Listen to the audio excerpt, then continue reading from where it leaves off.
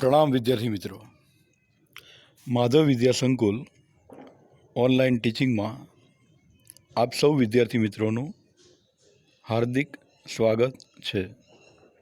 धोरण 10 विषय गणित प्रकरण नंबर 8 त्रिकोणमितिनो परिचय।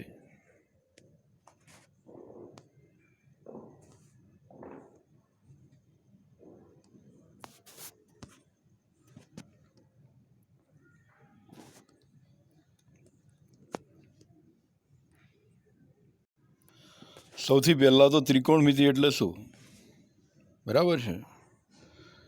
તો ત્રિકોણમિતિ એ ગણિતની એક મહત્ત્વની શાખા છે. અંગ્રેજી શબ્દ ટ્રિગોનોમેટ્રી, 3 ગ્રીક શબ્દો ટ્રાય, ગોન અને મેટ્રોન. ટ્રાય એટલે કે 3, ગોન એટલે કે બાજુ અને મેટ્રોન એટલે કે માપ ના સંયોજનથી બનેલ છે. ખરેખર તો ત્રિકોણમિતિ ત્રિકોણની બાજુઓ તથા ખૂણાઓ વચ્ચેનો સંબંધનો અભ્યાસ છે.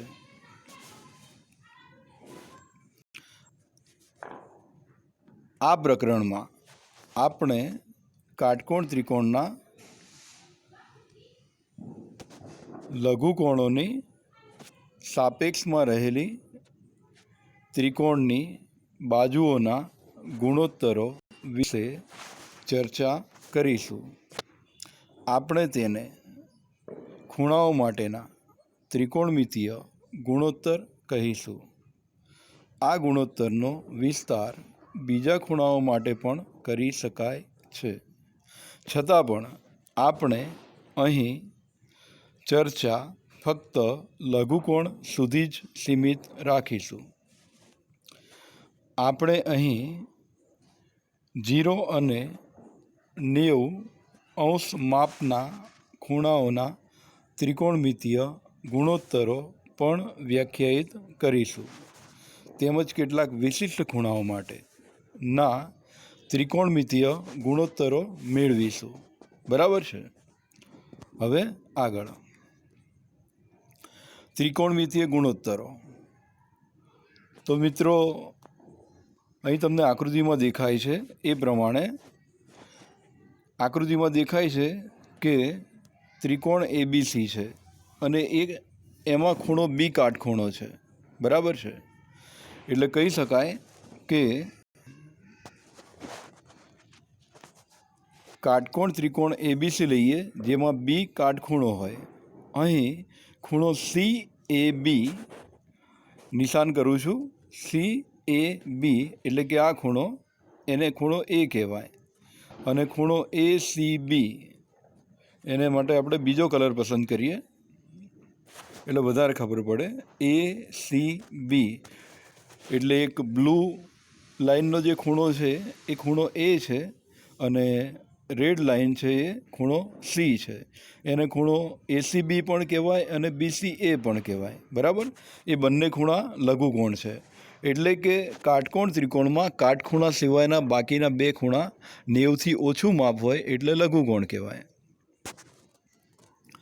આગળ ત્રિકોણ ABCમાં AC એ કર્ણ છે અને BC એ ખૂણા Aની સામેની બાજુ છે તથા AB એ ખૂણા Aની પાસેની બાજુ છે. ફરી સમજી લઈએ. ત્રિકોણ ABCમાં AC કર્ણ છે અને BC છે એ સામેની બાજુ છે. BC છે ખૂણા Aની સામેની બાજુ છે તથા AB છે એ ખૂણા Aની પાસેની બાજુ છે. એ અહીંયા આકૃતિમાં ચોખ્ખું લખેલું જ છે. બરાબર છે? હવે આગળ તે જ રીતે AC કર્ણ, AC એ કર્ણ છે. AB એ ખૂણા Cની સામેની બાજુ છે તથા BC એ ખૂણા Cની પાસેની બાજુ છે. એટલે કે મિત્રો, ખૂણો બદલાય એટલે સામેની અને પાસેની બાજુઓ બદલાઈ જાય. બરાબર છે. કર્ણ એનો જ રહે, પણ સામેની અને પાસેની બાજુ બદલાઈ જાય. બીજી આકૃતિ અહીંયા દેખાય છે, એમાં ખૂણો સી છે, એની બરાબર સામેની બાજુ એટલે AB કહેવાય અને પાસેની બાજુ એટલે BC કહેવાય. બરાબર છે. કાટકોણ ત્રિકોણ ABCમાં ખૂણા એ માટેના ત્રિકોણમિતીય ગુણોત્તરો નીચે પ્રમાણે વ્યાખ્યાયિત કરાય છે. મિત્રો, અહીંયા આગળ જે છે એ તમને નિશાન કરીને બતાવું છું. હું એક બ્લોક બનાવી દઈએ. ખૂણા એનો સાઇન, એનું સૂત્ર છે ખૂણા એની સામેની બાજુ છેદમાં કર્ણ. ટૂંકમાં આપણે સામેની બાજુ એટલે સાબા અને છેદમાં કર્ણ એવું લખીએ છીએ. બરાબર. હવે ખૂણા એની સામેની બાજુ કઈ છે? તો આકૃતિમાં દેખાય છે આપણને. ખૂણા એની સામેની બાજુ BC છે અને કર્ણ AC છે, એટલે BC છેદમાં AC. તો આ સૂત્ર આપણે યાદ રાખવાના. ટૂંકમાં સાઇન છે એક વિધેય છે, એવા 6 વિધેય આપણે ભણવાના છે. બરાબર છે. તો ખૂણા એનો સાઇન કહીએ અથવા તો સાઇન એ કહીએ, બંને ચાલે. તો જ્યારે જ્યારે સાઇનનું સૂત્ર આવે તો સાઇન એ હોય, સાઇન B હોય, સાઇન C હોય, તો એ વખતે આપણે સામેની બાજુ છેદમાં કર્ણ એવું લખીશું. બરાબર છે.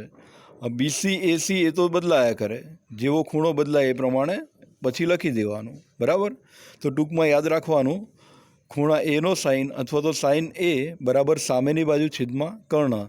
ખૂણા એની સામેની બાજુ તો જે ખૂણો હોય એની જ સામેની બાજુ હોય. બરાબર. સાઇન B હોય તો ખૂણા બીની સામેની બાજુ. હવે આગળ ખૂણા એનો કોસાઇન એટલે એને કોસ એ વડે દર્શાવાય. તો ખૂણા એનો કોસાઇન એનું સૂત્ર છે ખૂણા એની પાસેની બાજુ છેદમાં કર્ણ. એટલે અહીંયા આપણે પાસેની બાજુ ટૂંકમાં લખીએ તો પાબા અને છેદમાં કર્ણ. બરાબર. આકૃતિ પરથી પાસેની બાજુ AB છે અને કર્ણ AC છે. એ જ રીતે આગળ જઈએ. પછીનું સૂત્ર તો ટેન માટે છે, ટેન્જેન્ટ કહેવાય. ખૂણા એનો ટેન્જેન્ટ એટલે કે ટેન એ. તો સામેની બાજુ છેદમાં પાસેની બાજુ. સામેની બાજુ BC છે અને પાસેની બાજુ AB છે. બરાબર છે. એટલે આવી રીતે આપણે સૂત્ર આટલેથી આટલે સુધીનું ગોખી રાખવાનું. બરાબર. મોઢે કરી રાખવાનું. જ્યારે જ્યારે પરીક્ષામાં જરૂર પડે ત્યારે આપણે લખવાનું. બરાબર. એથી આગળ જઈએ તો પછીનું સૂત્ર છે ખૂણા એનો કોસેકન્ટ. એને કોસેક વડે દર્શાવીએ છીએ આપણે. એટલે કે કોસેક એ બરાબર 1 છેદમાં ખૂણા એનો સાઇન. એટલે કે સાઇનનું વ્યસ્ત છે કોસેક. બરાબર. હવે ખૂણા એનો સાઇન તો એ આપણે સૌથી પહેલું સૂત્ર હતું એને ઉલટાઈ દેવાનું. સામેની બાજુ છેદમાં કર્ણ હતું, એની જગ્યાએ કર્ણ છેદમાં સામેની બાજુ, અને એ બંને ઉલટાઈ દો એટલે AC છેદમાં BC મળે.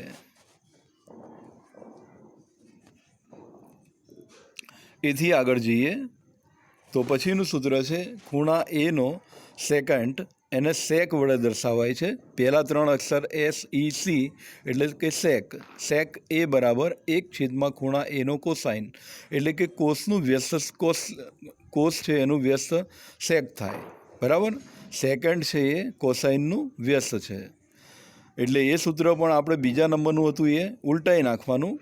એટલે થઈ જાય કર્ણ છેદમાં ખૂણા એની પાસેની બાજુ, અને એ પણ ઉલટાઈ નાખીએ એટલે AC છેદમાં AB મળે. પછી આવે ખૂણા એનો કોટેન્જન્ટ. એને ટૂંકમાં આપણે કોટ વડે દર્શાવીએ છીએ. એટલે એવું કહી શકાય કે ખૂણા એનો કોટ અથવા તો કોટ એ બરાબર 1 છેદમાં ખૂણા એનો ટેન્જન્ટ. ટેન્જન્ટ એટલે કે ટેન. બરાબર. એટલે કે 1 છેદમાં ખૂણા એનો ટેન અથવા તો 1 છેદમાં ટેન એ એવું લખીએ તો પણ ચાલે. તો એનું સૂત્ર પણ બદલાઈ જશે, ઉપર નીચે બદલાઈ જાય. બરાબર. તો ખૂણા એની પાસેની બાજુ છેદમાં ખૂણા એની સામેની બાજુ, અને એ બંને AB અને BC છે એટલે એ પ્રમાણે લખી દેવાય. આપણે યાદ રાખવાનું છે માત્ર આટલું જ છે. બરાબર છે. સમજી લેજો. આને કહેવાય કોટ એ.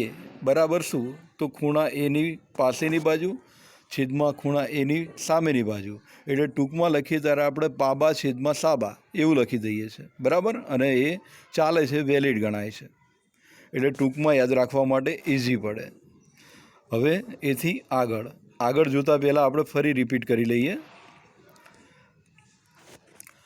ખૂણા એનો સાઇન એટલે કે સાઇન એ બરાબર સામેની બાજુ છેદમાં કર્ણ. પછી કોસ એ તો પાસેની બાજુ છેદમાં કર્ણ, પછી tan A, આ એરો મારું છું એ પ્રમાણે હું વાંચતો જઉં છું એટલે યાદ રહે તમને. tan A બરાબર સામેની બાજુ છેદમાં પાસેની બાજુ,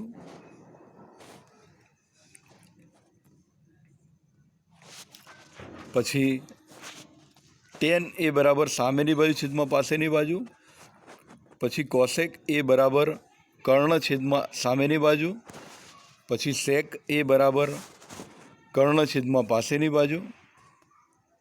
બરાબર. એથી આગળ જોઈએ તો cot A બરાબર પાસેની બાજુ છેદમાં સામેની બાજુ. બરાબર. એટલે ફરીથી હું બધા સૂત્ર બોલી જાઉં છું. sin A બરાબર સામેની બાજુ છેદમાં કર્ણ, cos A બરાબર પાસેની બાજુ છેદમાં કર્ણ, tan A બરાબર સામેની બાજુ છેદમાં પાસેની બાજુ, cosec A બરાબર કર્ણ છેદમાં સામેની બાજુ, sec A બરાબર કર્ણ છેદમાં પાસેની બાજુ, અને cot A બરાબર પાસેની બાજુ છેદમાં સામેની બાજુ. ટૂંકમાં પહેલાં 3 સૂત્ર યાદ રાખો એટલે બીજા 3 એના વ્યસ્ત છે. હવે આગળ